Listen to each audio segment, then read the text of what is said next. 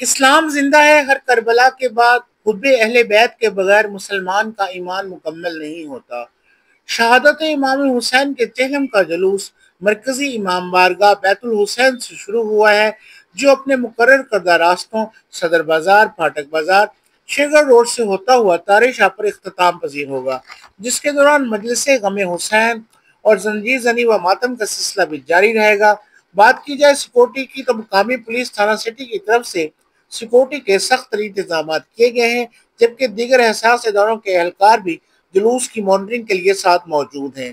بلدیہ Renala 1122، fire brigade, صاف ستھرا پنجاب اور محکمہ صحت کا عملہ بھی عزاداروں کے علاج، معالجے اور طبی امداد کے لیے موجود ہے۔